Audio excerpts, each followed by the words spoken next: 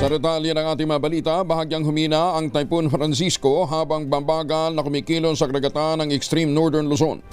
Dahil dito nananatiling nakataas ang Cyclone number 1 sa Batanes at northeastern portion ng Cagayan, kabilang ang Babuyan Island. Ang mata ng bagyo ay nasa layong 320 kilometros, ilangan ng Kalayan, Cagayan. Taglayan lakas na hangin umabot ng 165 kilometro bawat oras malapit sa gitna. Ang pagbugso nito umabot naman ng 205 kilometro bawat oras habang mabagal na kumikilos pa northward.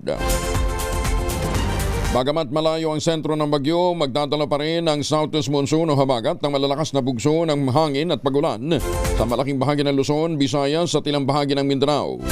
Inaasahan ng pag-asa, lalabas naman ng PAR line o teritoryo ng Pilipinas ang Typhoon Francisco bukas ng gabi o Biyernes ng umaga. Kasama na natin si Alzar Aurelio mula sa Pag-asa. Alzar, magandang umaga. Magandang umaga po sa ating lahat.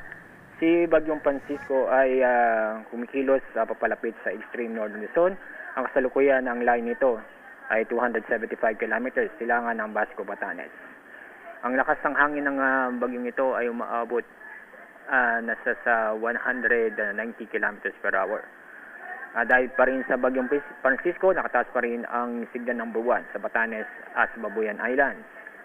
Kaya sa mga kababayan po natin sa lugar doon ay patuloy pa rin na makakaranas ng maulan ng panahon at may kasamang malalakas na hangin. Asahan din ang maulap na kalangitan na may mga kalat-kalat ng pag-ulan at thunderstorms sa Luzon, sa lalabing bahagi ng Luzon, kasama Metro Manila, dahil sa indirect effect ng Bagyong Francisco at southwest monsoon. Sa lalabing bahagi ng sa Visayas at Mindanao ay makakaranas ng bahagyang maulap hanggang sa maulap na kalangitan. Ibig sabihin ay improved weather condition, pero may mga localized thunderstorm kung saan magbibigay ito ng mga isolated na pag-ulan o mga biglaang buhos na ulan. Dahil sa Bagyong Francisco, matataas ng alon ang inaasahan sa northern at eastern seaboard ng northern Luzon. Kaya sa mga kababayan po natin na huwag munang pumalaot sa lugar doon para sa ating kaligtasan.